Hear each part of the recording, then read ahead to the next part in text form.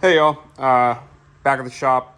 I think I'm just gonna tack this on to the other video I did, because I don't really particularly feel like filming today. I'm trying to get everything done here and maybe relax a little bit this afternoon. So this is the body work that we had done from Rife's Auto Body. Got some schmutz on my foot, and they did a really good job, especially for how bad the car was. I'm actually really happy that I was able to just drop it off and pick it up. Drop it off, close my eyes, pick it up, and the fender was, really straight. So yeah, the one frustration I have is I brought it to them thinking it needed to be put on a frame machine, and it didn't. So that's, it cost me $2,700, which is like normal pricing for body shops, at least around here. Actually, it's arguably cheap for how bad the damage was on the car. But they didn't actually put it on a frame machine. They just kind of hammered it out, which is what I would have done. So I don't blame them, because, I asked them to fix the car and they fixed the car, and they did it in the price that they told me they were going to do it, which I'm greatly appreciative of. I still plan on bringing my cars to them, and the people there are really great. I still highly recommend them. Like I said, they did what I asked. The one, I'm just frustrated because I could have taken a hammer to it and punched it back out and slathered it with Bondo. I wouldn't have done as good of a job, but still would have been decent. So lessons learned. But anyways, like I said, really jazzed with the work. I'm happy to have the car, have the car somewhat straight. But anyway, so I'm going to go ahead and slap some paint on it. I just went to Napa and bought some paint. I bought some on Amazon, and it got lost in shipping. So got some paint from Napa. I'm not even going to worry about masking it too much. I tried to mask it off a little bit here, just so I don't have to so I don't get overspray on the Mazda logo. But I just popped the trunk open, took the wing off, took the taillight off, and then I'm not even going to worry about masking anything else. I'm just going to slap it on there. It's a race car, it doesn't need to look pretty. So we're just going to do, I guess, a light coat, and then we'll just add coats until it looks good. So, yeah. All right, y'all. Get away from the generator here. Go around the back. So, I think I'm going to use this clip I filmed last week and just do a quick recap video, just like a status of the car going into Nelson Ledges, crossing all the bones in my body that we have no incidents. Like I said, my goal for this weekend is just to keep the car clean. Clean, not physically, but the car will never be clean physically. But I mean, keep it from getting in accidents, all that jazz. But yeah, so just wanted to give an update. This is my paint job.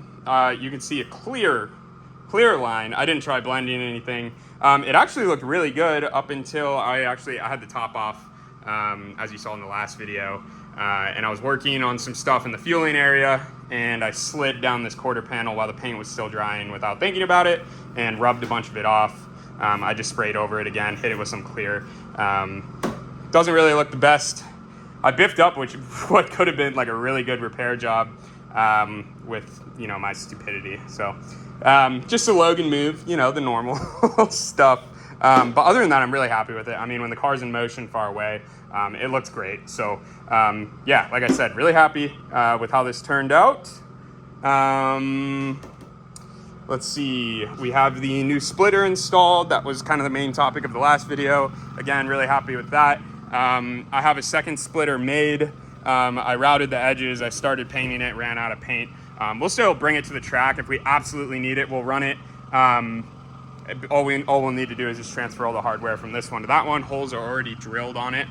So it's good to have that as a spare, because we're learning that splitters, it's not uncommon to damage them. So fueling mod, I already went over, but that's going to be new for Nelson Ledges. Like I said, I'm really excited about that.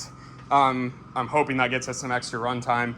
Alignment's been set. I found some loose sway bar end links up front. I tightened those down. I think those are making a popping noise that me and CJ heard at the autocross last weekend. So I'm hoping that gets rid of that noise. I fixed the seat belts, so all the seat belts properly rotate. You're not going to be able to see this at all, but all of the mounts rotate.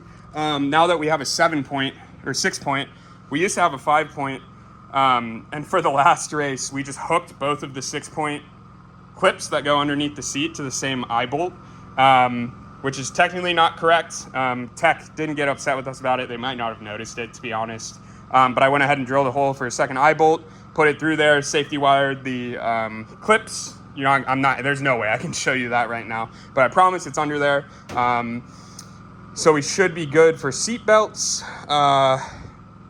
I think that's it as far as interior goes. Other than that, I just need to clean up and pack. Now that the hardtop's back on and I've thrown some garbage out, it's a little bit easier to navigate back here.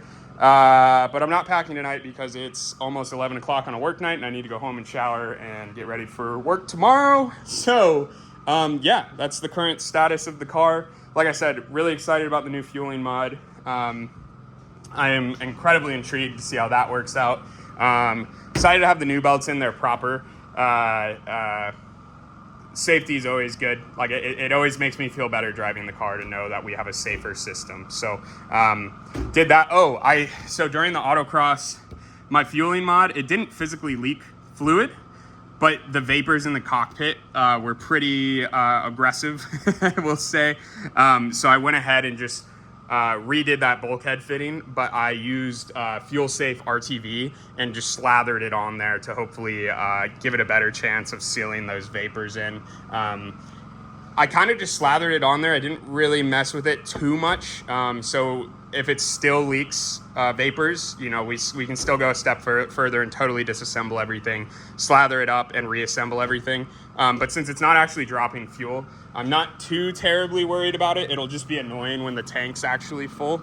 I think that's about it. Normal maintenance things. Brakes are bled, fluids are changed. Yeah, the next step is just going to be packing everything up and getting on the road. So I don't know that I'll make a video between now and I'll flip it around. Really sweaty. It's so hot and humid out here in Ohio right now. Sorry about the lens too. I see it's a little smudged up, but I think we'll survive. So anyways, yeah, I don't know that I'll make a video between now and Nelson Ledges. We're going to be live streaming on this channel. You can see them already scheduled if you look at my live section. If you want to watch Lon, you know, we always appreciate the support. But I appreciate you stopping by regardless. As always, any questions, let me know. Comments, concerns, anything, leave them down below. Give it a like, you know, subscribe to us if you'd like. But yeah, we'd love to see you, you know, supporting us in the live stream this weekend. Like I said, we always appreciate support. And we got our fingers crossed. We're hoping it's a clean race. It's, you know, about half to a third of the cars that were at Watkins Glen are going to be at Nelson Ledges. So we should be a little bit more competitive, especially now that our car's straightened up. So yeah, like I said, I'm hoping for a worry-free weekend and maybe a top 10 finish. If not top 20, I think it'll be fun. So yeah, I already said the things. So thanks for stopping by. And I'll see you on the next one. Cheers.